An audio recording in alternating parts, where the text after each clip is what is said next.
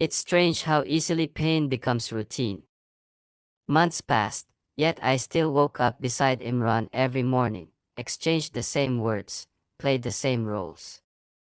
The world saw a normal couple, but what they couldn't see was the quiet fracture underneath.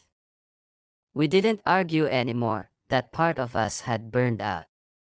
What remained was civility, empty, careful, and cold.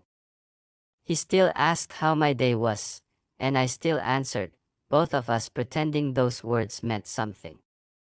There was no rage, no tenderness, just two people surviving the ghost of a marriage. Sometimes, in those quiet mornings, I'd wonder what would have happened if he hadn't said those words that night. Maybe I would have kept believing we were fine, that silence was normal, that love didn't need to be spoken to survive.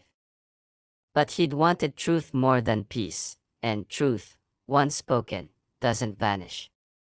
It lingers, reshaping everything around it.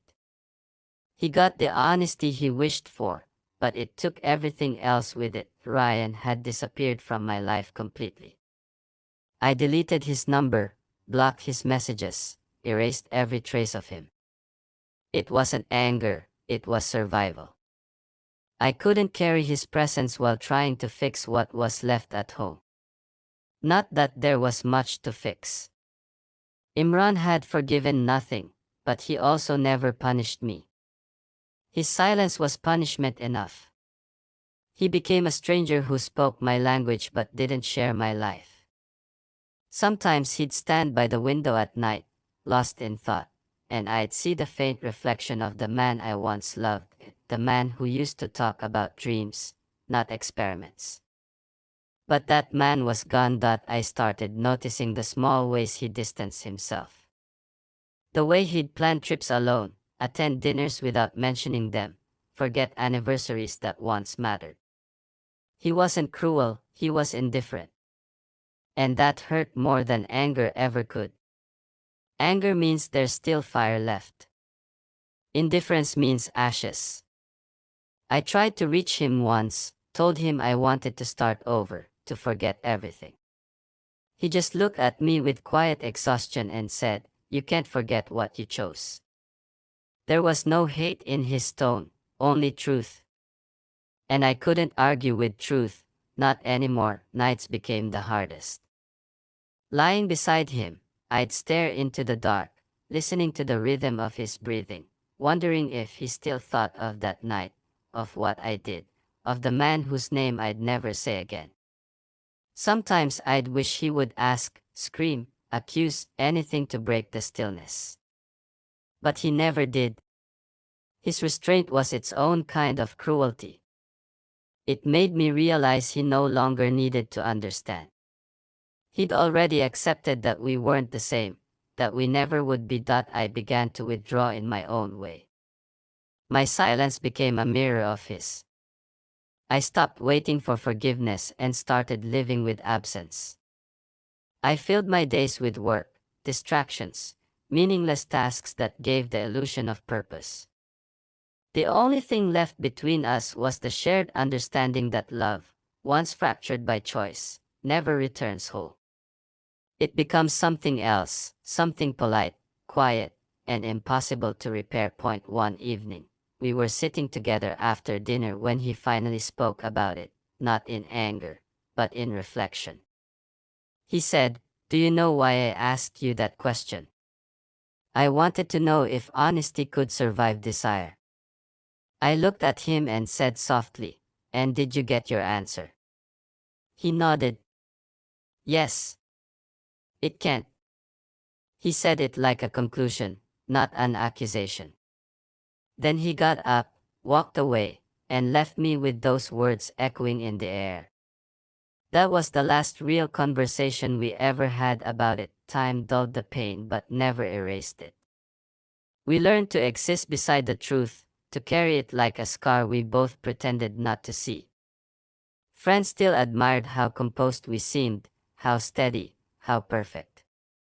They didn't know that every smile was rehearsed, every gesture measured. We had built a fragile peace, not out of love but out of exhaustion.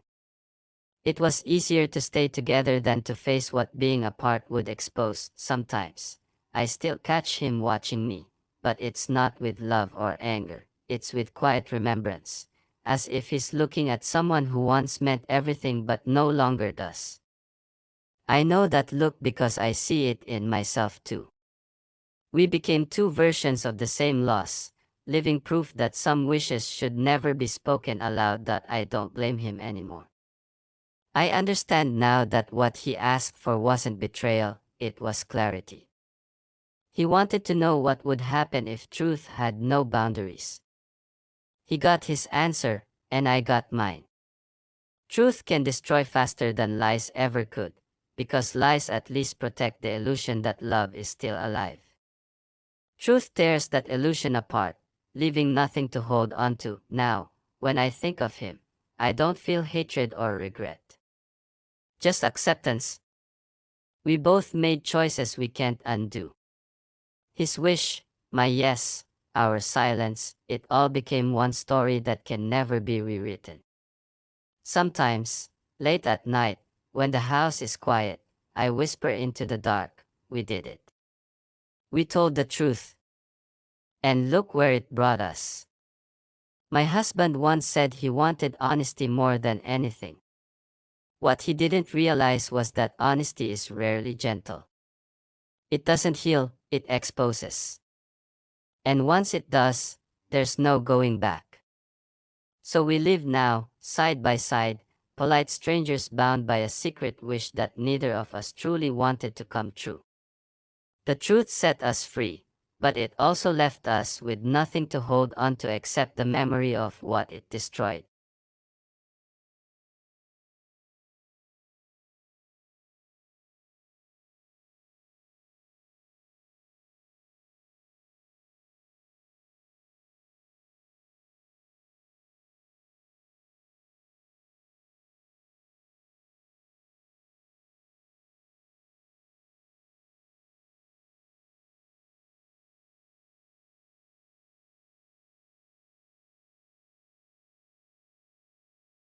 I didn't sleep that night.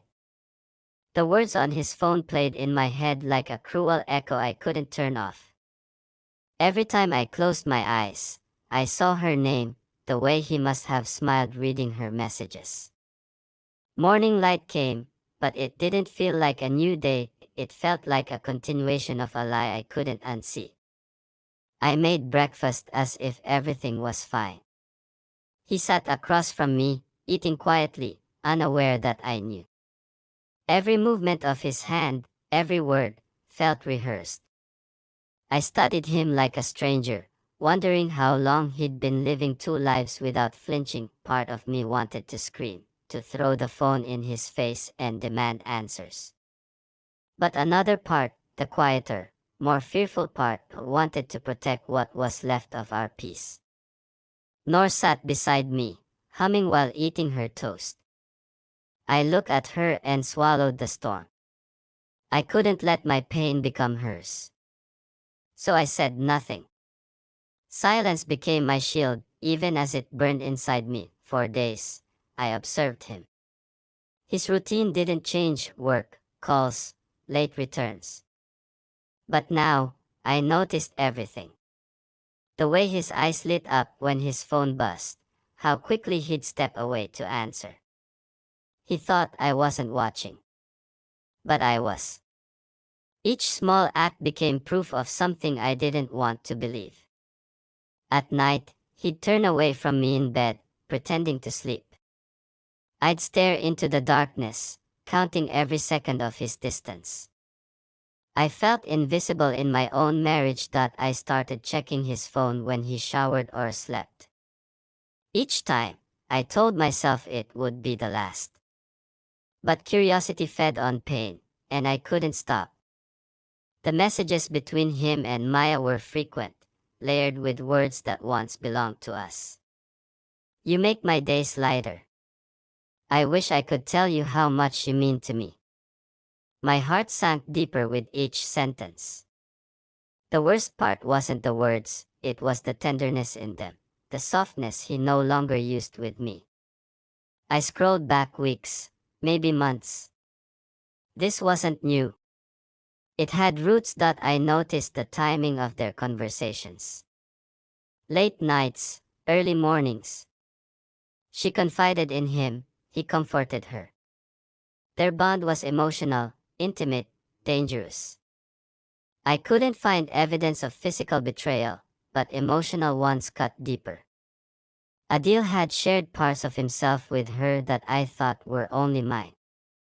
I realized then that infidelity doesn't always begin in beds, it begins in conversations where boundaries fade. That I felt anger rise like a tide I couldn't control. My hands trembled as I read another message, "You understand me better than anyone." I dropped the phone and pressed my palms against my face. I wanted to believe there was an explanation, something pure beneath the ugliness. But the words didn't lie. My marriage had cracks I hadn't seen forming. That evening, I couldn't bear it anymore. I copied Maya's number and saved it. The next day, while Adil was at work, I sent a message from my own phone. I wrote simply, "Can we meet? I need to talk about Adil." My heart pounded as I hit send. Minutes later, a reply came, "Sure. But who are you?" I told her my name. After a pause, she agreed. We planned to meet at a small cafe, far from the neighborhood. That I went there shaking. I didn't know what I expected, to confirm my worst fears or to be proven wrong. When she arrived, I recognized her voice before anything else. Calm, soft, uncertain. She didn't look like the type of woman who destroys homes. She seemed ordinary. Nervous, even. She didn't know I was his wife. I introduced myself quietly, and the color drained from her face.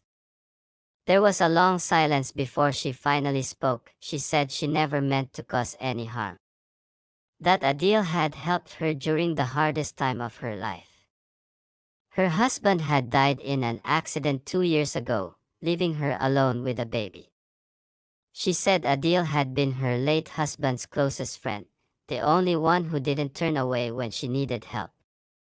At first, their conversations were about paperwork, finances, and grief. Over time, she said, he became her emotional support. Someone she could cry to. Someone who made her feel safe again. That I listened, trying to control the shaking in my hands. Her words sounded genuine, but pain makes you suspicious of everything. I asked her if she loved him. She hesitated, then said softly, "No. I'm grateful to him, but I know where he belongs." Her eyes filled with tears. She showed me messages I hadn't seen, once where she'd thanked him for helping her find a new job, for buying formula for her baby. She even called him by, in a few texts. I realized the messages I'd read were from moments when grief blurred boundaries, when comfort and affection got mixed in translation. Still, doubt lingered. I told her about the message that shattered me. She looked surprised. That night, she said, "I sent that after he dropped baby clothes at my door." It wasn't romantic, it was gratitude. Maybe I chose the wrong words. Her voice broke mid-sentence. I felt something inside me shift, not relief, not forgiveness, but confusion that hurt even more. That I thanked her and left. The walk home felt longer than it was. Every step was heavy with conflicting emotions, anger, guilt, disbelief. I didn't know whether to feel betrayed or ashamed for assuming the worst. When I entered the house, Adil was already home, sitting quietly on the couch. He looked at me and smiled, unaware that I'd met her. For a moment, I saw the man I married, the one who couldn't lie without blinking. But now, his silence felt like armor. That I sat beside him and said softly, "If you wanted to help someone, why did you make it a secret?" He froze. His face changed, not from guilt, but from realization, he finally understood that I knew. For a long moment, neither of us spoke. The air between us felt heavier than ever that night. As he slept beside me, I watched him in the dim light, trying to see the truth in his features. I didn't know whether he was innocent or just good at hiding the truth. But one thing was certain, the woman I was yesterday, the one who trusted blindly, no longer existed. What replaced her was someone who needed answers, not promises. The silence between us had turned into a wall, and I didn't know yet if it could be broken or if it was meant to stay forever. He didn't avoid the conversation the next morning. For once, he looked me straight in the eyes and said he was tired of pretending that everything was fine. His voice was calm but heavy, the kind that carries too many sleepless nights. He told me there were things I deserved to know, things he should have said long ago but didn't, out of fear that I'd misunderstand. My heart pounded so loud it almost drowned his words. I had prepared myself to hear confessions of betrayal, but what came instead caught me completely off guard. That he said Maya was his late friend's wife, the man who used to work with him before the accident. They'd been close, like brothers. After the funeral, when everyone offered condolences and moved on, she was left alone with a newborn and no family support. Adil helped her quietly, sending money, buying things for the baby, paying rent once when she was short. He said she refused charity, so he told her the help was coming from their company. Over time, they talked because she had no one else. He never mentioned it to me because he feared I'd think exactly what I did, that he was unfaithful. He said keeping it secret wasn't right, but he thought silence would protect our peace. That I wanted to believe him, but the wound was still fresh. Lies, even the ones told to protect, leave marks. I asked him why she sent that message if it was just gratitude. He sighed and said she'd messaged late that night after he dropped off some baby things at her place. She was emotional, maybe careless with her words. He showed me their chat history, the one beyond the screenshots I'd seen. It was filled with mundane details, baby milestones, bills, updates. Nothing romantic, no hidden passion. There were even messages where she called him by, messages I'd missed because I had looked only for what I feared, not what was true. Still, I couldn't stop the ache in my chest. I told him he should have trusted me enough to tell me everything. He nodded, eyes filled with regret, and said he knew that. Then he reached into his drawer and took out an envelope. Inside were receipts, payment slips, and photos of the baby girl Maya had sent him over time. He placed them on the table between us like evidence, not to defend himself but to end the silence that had poisoned us. This, he said, was the gift I couldn't talk about. She named the baby after her husband's favorite flower, Lily. She said she wouldn't have survived without help. That's all this was meant to be, a reminder that kindness still exists. Hearing him, something inside me softened, but only slightly. I still felt betrayed, not by his actions, but by his secrecy. Love built on trust shouldn't have shadows. I told him that, and he agreed. He said he'd become so afraid of hurting me that he ended up doing exactly that. His words sank deep because they were true. Sometimes silence isn't peace, it's distance disguised as protection. We didn't talk for a while after that.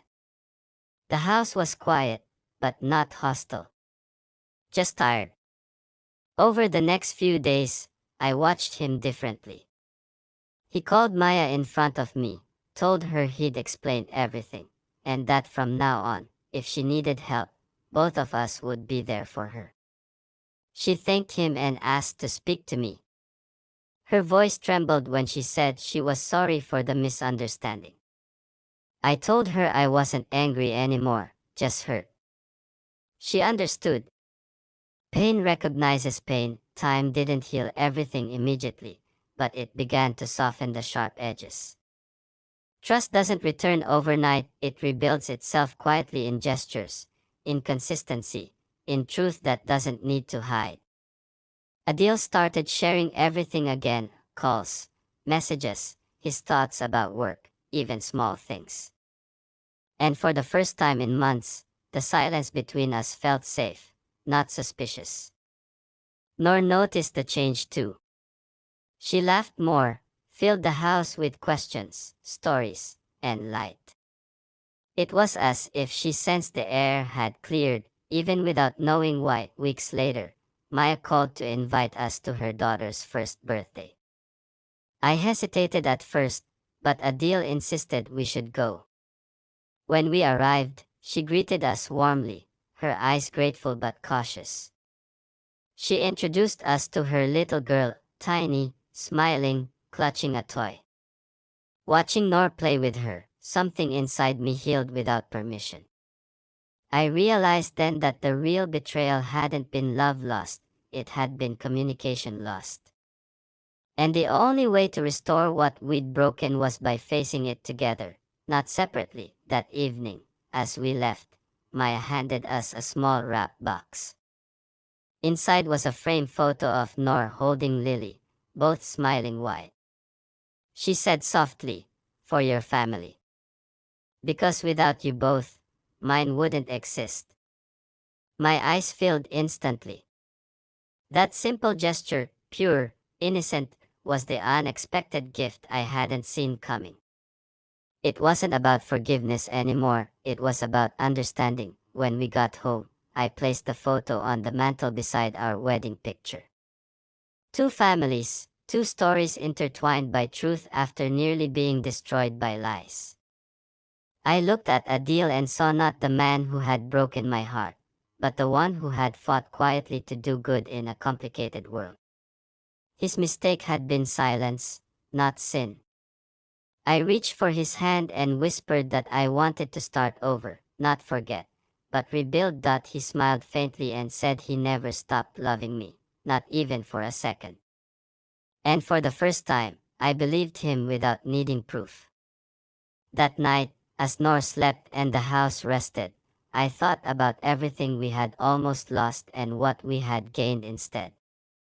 The gift that united us wasn't money or redemption, it was truth, finally spoken. It was the realization that love doesn't stay perfect, it survives because two people choose to understand what nearly broke them. And the quiet that followed, I felt peace return like a slow tide. The doubts didn't disappear completely, but they no longer ruled me. I looked at Adil, at Noor, and at that small photo of Lily, and understood the strange mercy of life. Sometimes, the pain that almost ends you becomes the very thing that binds you closer. Sometimes, the unexpected gift isn't what you receive, it's what you learn. And that lesson, fragile and painful as it was, became the truth that united our family forever. A few months passed, and life slowly began to resemble something normal again, though nothing was quite the same. The air between us felt lighter, yet fragile, as if one wrong word could make everything collapse again. But we had both learned something from the silence that nearly destroyed us. Honesty isn't a luxury, it's survival. Adil spoke more now, not out of guilt but out of choice. He told me everything, even the smallest details of his day. It wasn't about surveillance, it was about rebuilding what had cracked between us. I listened differently too, not as a suspicious wife, but as someone who finally understood that trust isn't blind faith, it's earned truth. There were days when I'd still catch my thoughts drifting back to that morning, that message, that feeling of betrayal that had pierced me. The pain didn't vanish, it simply settled somewhere quieter, like an old scar that didn't hurt but reminded me what I'd survived. Sometimes, I'd wake up at night and look at him sleeping beside me, still wondering how easily something so steady could nearly fall apart. But then he'd shift closer in his sleep, his hand finding mine out of habit, and the doubts would fade. It wasn't perfection, but it was real. Our family grew stronger in small, almost invisible ways. Nor had started drawing family pictures again, three figures holding hands, smiling under a sun that looked too big for the page. She didn't know the storm we'd gone through, and I wanted it to stay that way. She deserved a home that felt safe, not one haunted by half-forgotten accusations.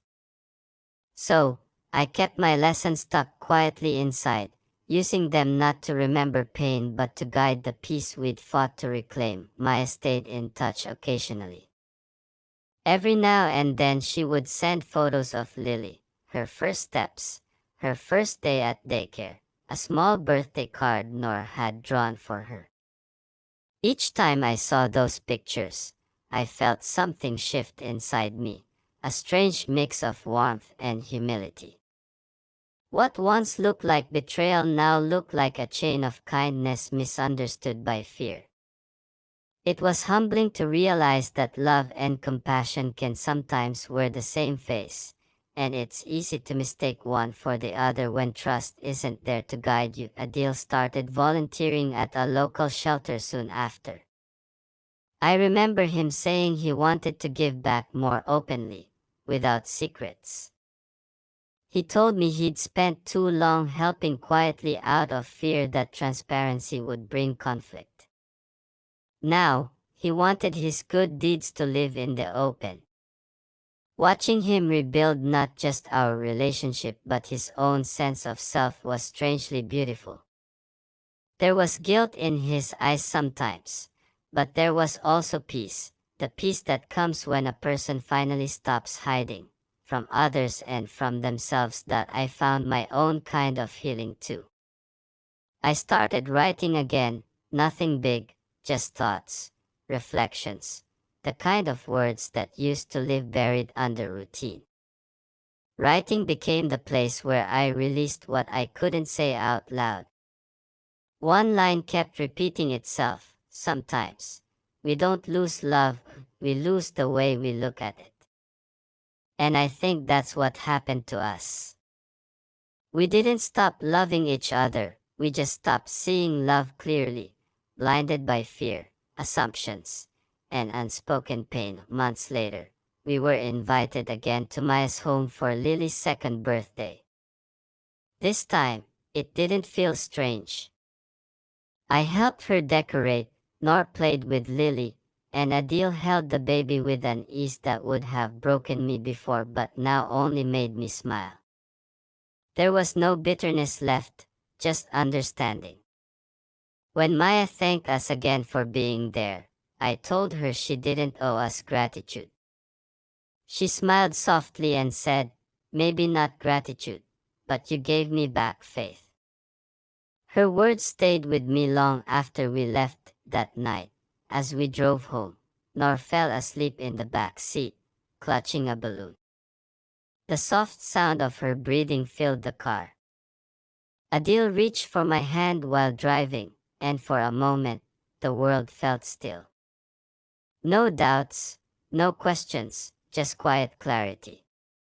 We had been through betrayal, misunderstanding, guilt, and forgiveness, but what remained was something deeper than before.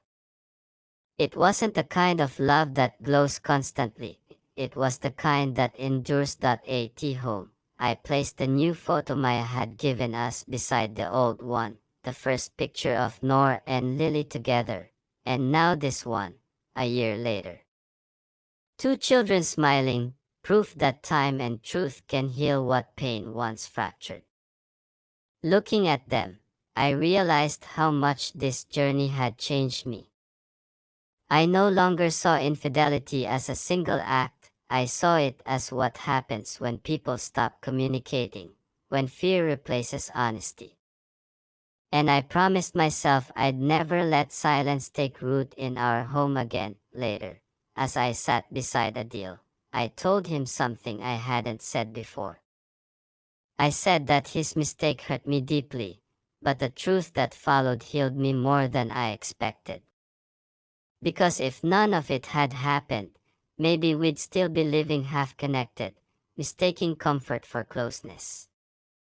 He nodded quietly, understanding more than words could explain.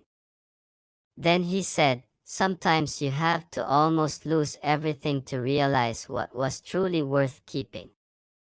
I smiled because it was true that we didn't erase what happened. We carried it with us, not as a wound but as a reminder. Love didn't return to what it was, it evolved. Softer, humbler, more aware. And that, I think, was the real gift hidden behind all the pain. It united us in a way perfection never could. It taught us that truth, even when it hurts, is the only foundation that doesn't crumble. Now, when I watch Nor play, when I hear her laughter echo through the house that once held so much silence, I feel gratitude more than regret. Life didn't go the way I imagined, but maybe it went the way it needed to. The unexpected gift that united our family wasn't forgiveness alone, it was understanding. It was the courage to face what broke us and still choose love. And in the quiet that followed, I finally knew our story wasn't about infidelity. It was about rediscovery of truth, of faith, of each other.